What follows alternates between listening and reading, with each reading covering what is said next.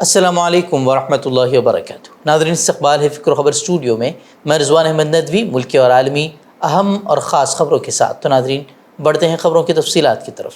غزہ میں جاری قتل عام کا آج 355واں دن ہے۔ وسطی غزہ اور جنوب میں خان یونس میں اسرائیل کے دہشت گردانہ حملوں میں غیر معمولی اضافات دیکھنے کو مل رہا ہے۔ 24 گھنٹوں کے دوران غزہ میں کم از کم 8 مکانات تباہ اور کم از کم 53 فلسطینی شہید ہوئے ہیں۔ وہیں اسرائیل کے لبنان پر حملے جاری ہیں۔ اسرائیلی حملوں میں ایک اور حزب اللہ کے سینئر کمانڈر ابراہیم قبیسی کے مارے جانے کی خود حزب اللہ نے تصدیق کی ہے۔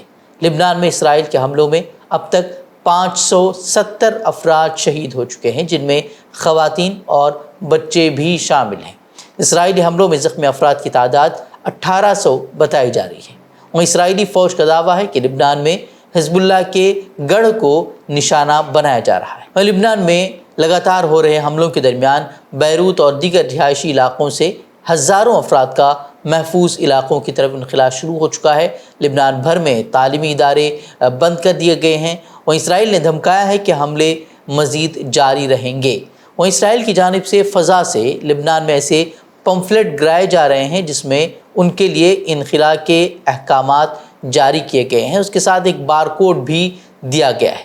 اب اس تعلق سے حزب اللہ نے لبنانی عوام کو ان بار کوڈ کو اسکین کرنے سے ہوشیار رہنے کی ہدایت دی ہے اور کہا ہے کہ یہ بار کوڈ فون ہیک کرنے کے لیے دیے گئے ہیں، اس کا استعمال ہیک کرنے کے لیے استعمال کیا جا رہا ہے۔ دوسری جانب قابض اسرائیلی فوج کی جانب سے ابھی تک کوئی تبصرہ اس کو لے کر سامنے نہیں آیا ہے۔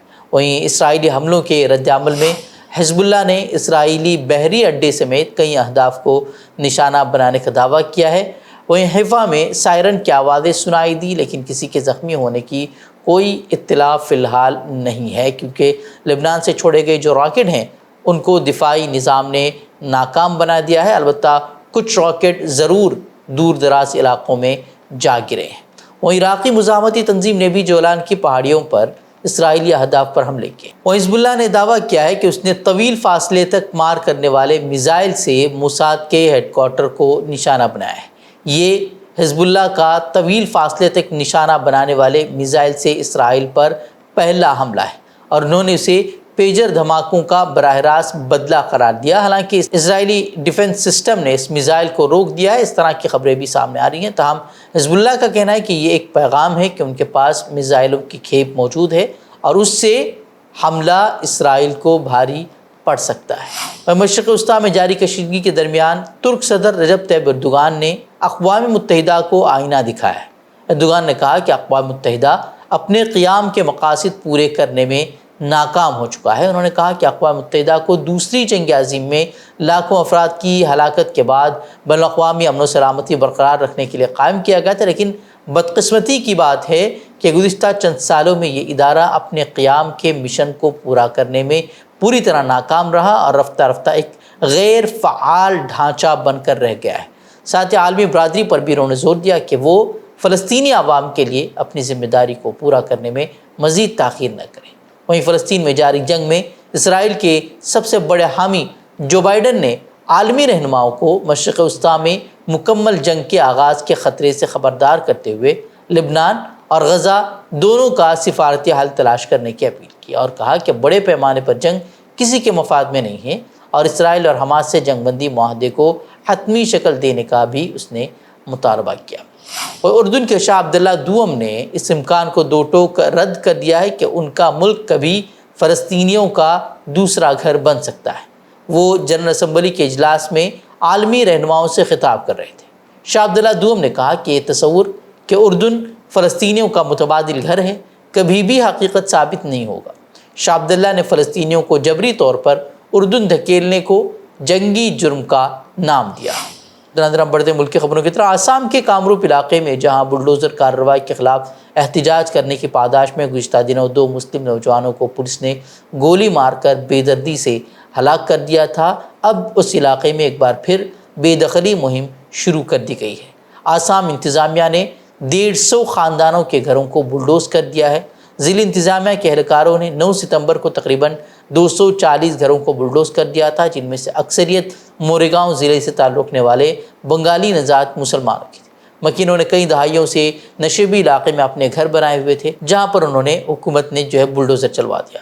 وہ یہاں بتایا جا رہا ہے کہ جہاں اب بلڈوزر چلایا گیا ہے وہاں انہیں 3 دنوں میں گھر خالی کرنے کی ہدایت دی گئی تھی، جس کے خلاف وہاں کے کچھ لوگوں نے عدالت کا پھر دروازہ کھٹکھٹایا۔ ہائی کورٹ نے بے دخلی پر روک لگاتے ہوئے ہدایت دی تھی کہ وہ ضلع کے ڈپٹی کمشنر کے سامنے اپنا کیس رکھیں۔ حالانکہ اب وہاں کی پولیس کا کہنا ہے کہ جن لوگوں نے عدالت کا رخ کیا تھا ان کے گھر نہیں توڑے گئے، یعنی کہ جو کسی وجہ سے عدالت نہیں جا پائے ان لوگوں نے انہیں بے گھر کر دیا۔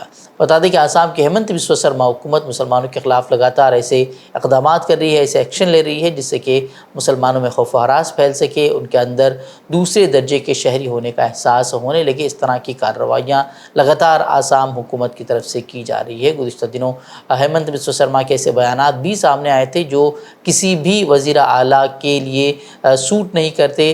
ایسے بیانات وہ لگاتار دے رہے تھے جو کہ ان کے عہدے کے وقار کو مجروح کرتے ہیں، لیکن اس کے باوجود بھی ان کے اس طرح کے بیانات وہ جاری ہیں۔ گزشتہ دنوں کرناٹک ہائی کورٹ کے جج کی ایک ویڈیو وائرل ہو رہی تھی جس نے ان کی ذہنیت کو بے نقاب کر دیا تھا، جس کے بعد ایڈوکیٹ ایسوسی ایشن بنگلور نے ایک عرضی کرناٹک ہائی کورٹ میں داخل کی تھی۔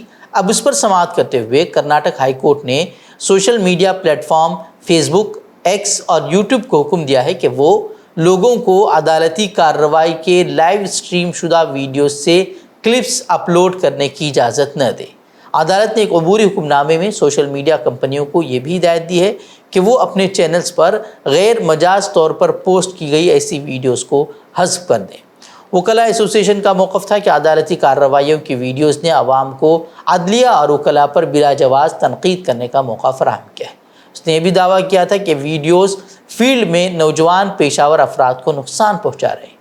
یاد رہے کہ جج کے ایسے متنازع ریمارکس وائرل ہو گئے تھے جس میں انہوں نے ایک مسلم اکثریتی علاقے کو پاکستان سے تشبیہ دی تھی اور ایک خاتون وکیل کے لیے بھی ایسا تبصرہ کیا تھا، جس کے بعد جج کی ذہنیت پر سوال اٹھ رہے تھے۔ اس معاملے میں سپریم کورٹ میں بھی سماعت ہوئی جہاں چیف جسٹس کی سربراہی والی بینچ نے جج کے عوامی طور پر معافی مانگنے کا حوالہ دیتے ہوئے اس پر کارروائی بند کر دی اور کہا کہ یہ فیصلہ انصاف اور عدلیہ کے وقار کے مفاد میں کیا گیا۔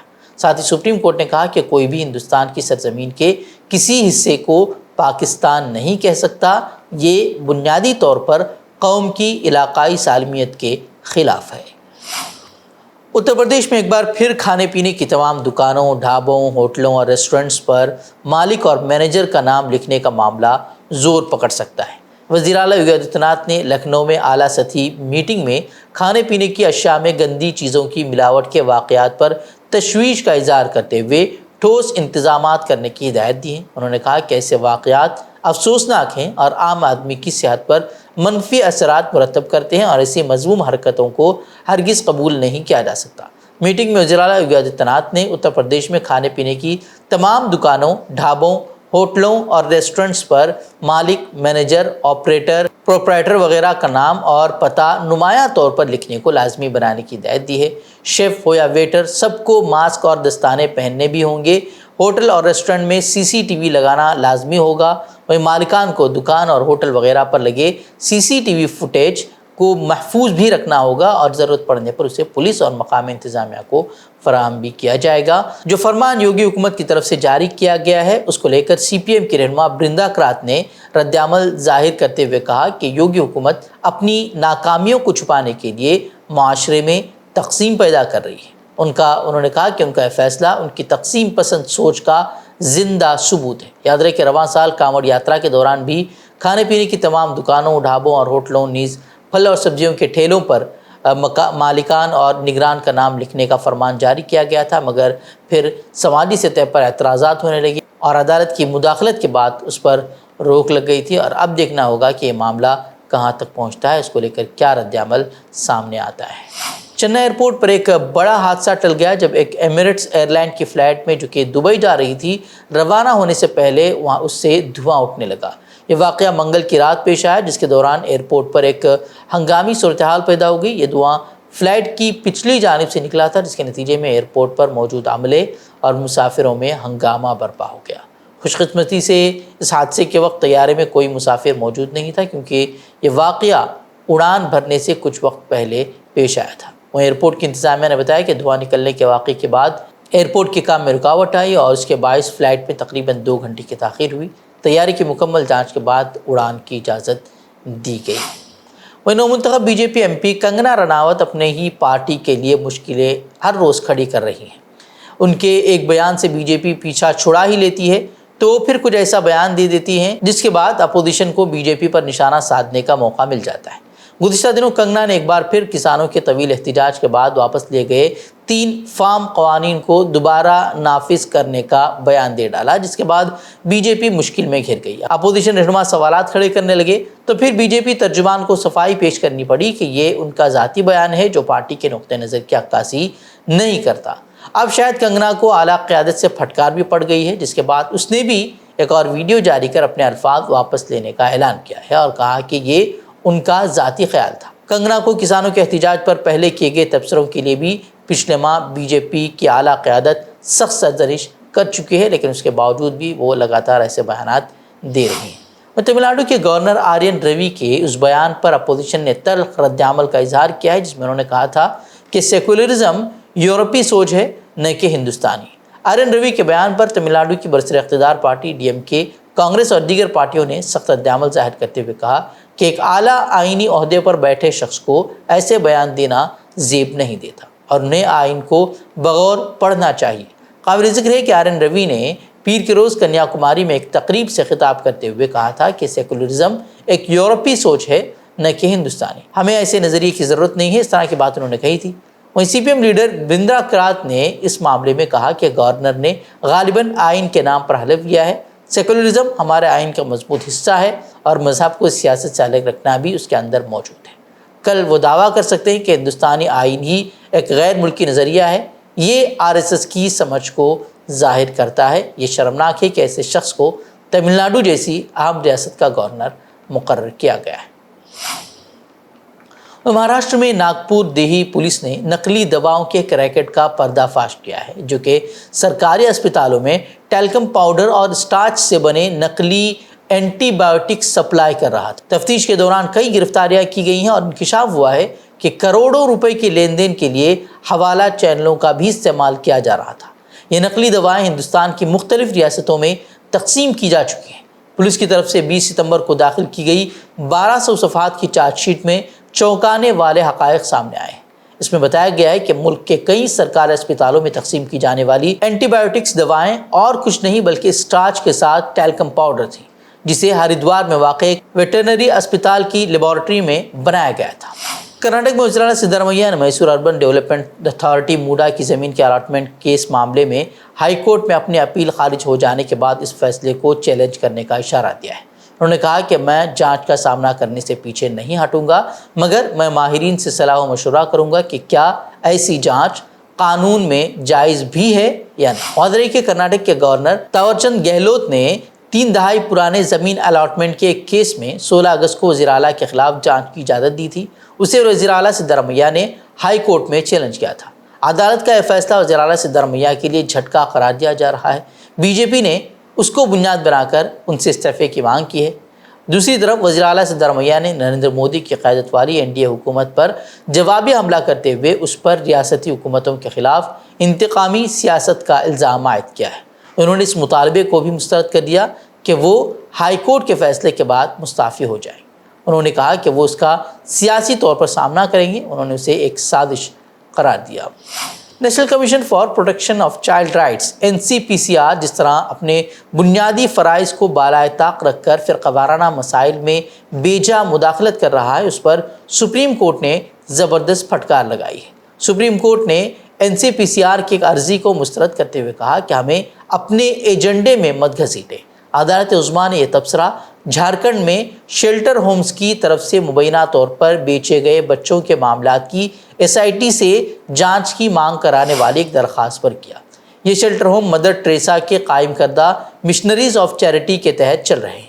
रिपोर्ट के मुताबिक NCPCR पर तनकीद करते हुए जस्टिस BV नागरत्ना और N कोटेश्वर सिंह की बेंच ने कहा कि अर्जी में मांगी गई राहत मुबहम है और उस पर गौर नहीं किया जा सकता। ख्याल है कि इससे कबल NCPCR के चेयरमैन प्रियंक मुसलसल उत्तर प्रदेश और बिहार में वाक़ मदारिस के ख़िलाफ़ कार्रवाई के अहकाम जारी करते रहे हैं और मदारिस में पढ़ाए जाने वाले निसाब पर भी वो तनकीद करते रहे हैं और सवाल उठाते रहे हैं। مدارس کو بند کرنے اور بچوں کو مدارس سے نکال کر اسکولوں میں داخلہ کرنے کی بھی وہ پرزور وکالت کرتے ہوئے دیکھے گئے تھے۔ تو ناظرین خبریں میں خبروں کے لیے آپ ہمارے ویب سائٹ www.fikrohabar.com کی رخ کر سکتے ہیں۔ ویڈیوز کے لیے ہمارے یوٹیوب چینل کو سبسکرائب کریں۔ تو ناظرین اجازت دیں، السلام علیکم ورحمۃ اللہ وبرکاتہ۔